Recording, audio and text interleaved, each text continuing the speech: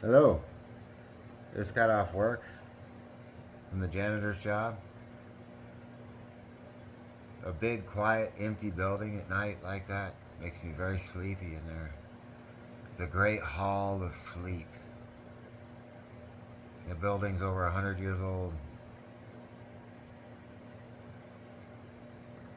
Um, I want to say a few things about what it's like to clean the Zendo on using sustained equilibrium, and then conclude with a few words on Satori, sudden enlightenment. Um, to put it all together, there are the three principles of sustained equilibrium that I've gone over. Subjective experience. I'm doing it right now. I do it all the time. I'm lodging when I'm talking to you. The whole time I'm lodging my attention, resting my attention on my ass against the feeling of my ass against the ground, the pain in my knees, and the shitty feeling I have inside. I'm mentally ill. I have a shitty feeling inside always. Instead of getting upset about it and saying, why? I did enough of that. I did enough of that. All the why, I never figured out why. But I do know what, okay, that it's there. It's not going anywhere. And some guru's not going to take it away. So it's not going anywhere. So I'm going to use it as an anchor. All of it. It's just flavors. I've never seen a guy keel over because of a bad taste in his mouth. Let's be realistic.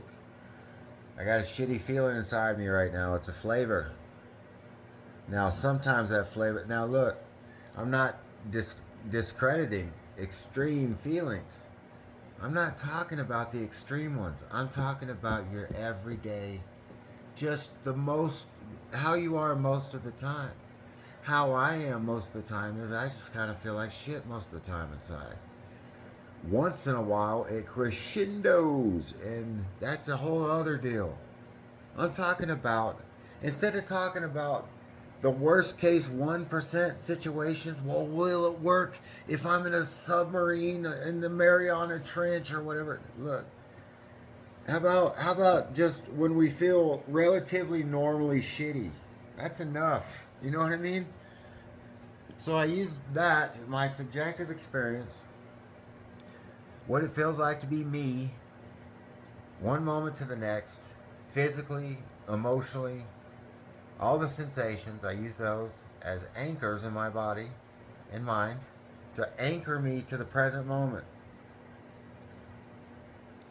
Just that in itself is badass.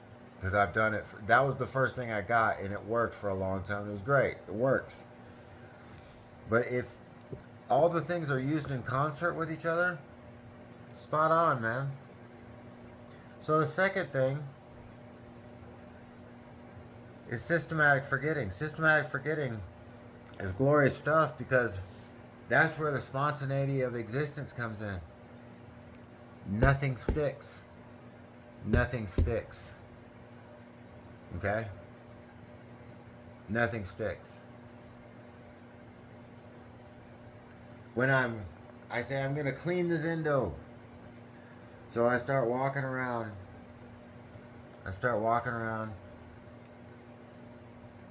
Picking equilibrium points with my eyes. So there's a hat on the ground. That's an equilibrium point. I reach down. I'm doing stuff. Hat. I blink. One syllable. Hat. And I walk around and I'm aware of my subjective experience. And the whole time, if a thought enters my head, I got this magic hand, right? Whatever appears in my hand, I drop it. One slight movement, but it's a movement. It's a small movement, but it's a movement. It's not hard, but a lazy man can't do it. And you know what? See this movement? This movement, I've been doing this. Let me put it this way. I've been meditating in some form like this, struggling for like 6 years. I've been in the present moment for 2 years. And dude, I still do this. all day long. All day long. Okay? It's like I said, it's coffee cups in. Coffee cups in, having the patience, be a wizard of forbearance, like Gautama Buddha said. Emptying the ocean with a coffee cup and doing it cheerfully. See? Telling yourself, I'm in no hurries. I'm in the middle of eternity right now, man. If I was in the army, I'd be the carrot peeler, man. You know, potato peeler. I'm just emptying the ocean. I'm just over here. Hey, this is old janitor philosophy, man. I'm just mopping the floor over here, man. No problems over here. No problemos, muchacho. So, you know,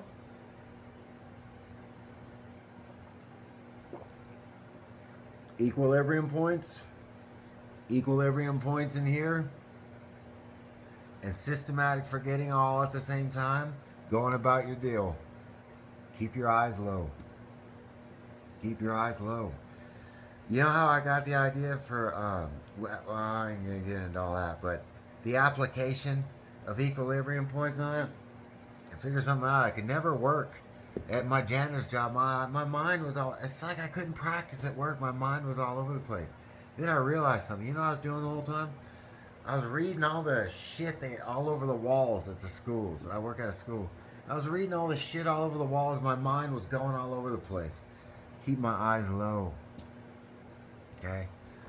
You know all the stuff that nobody ever pays any attention to? The little pebbles and the little cracks in the wall and the little imperfections in wood and all that. That's the shit. That's the shit. That's the stuff that nobody pays attention to that I pay attention to all the time. That's my world. That's my world. Okay?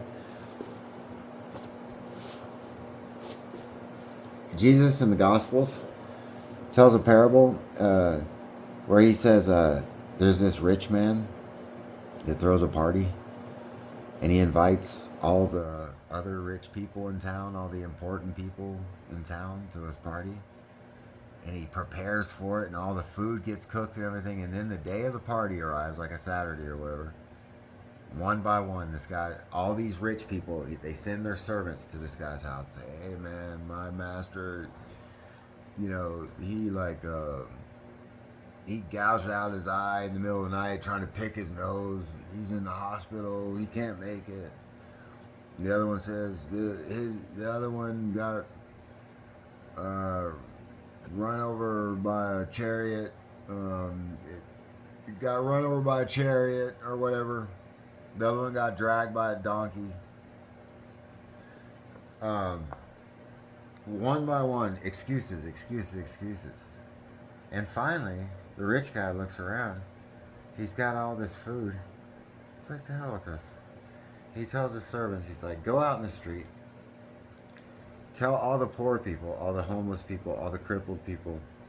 Tell them all to open up the doors and tell them all, come into my house and we're going to party it up.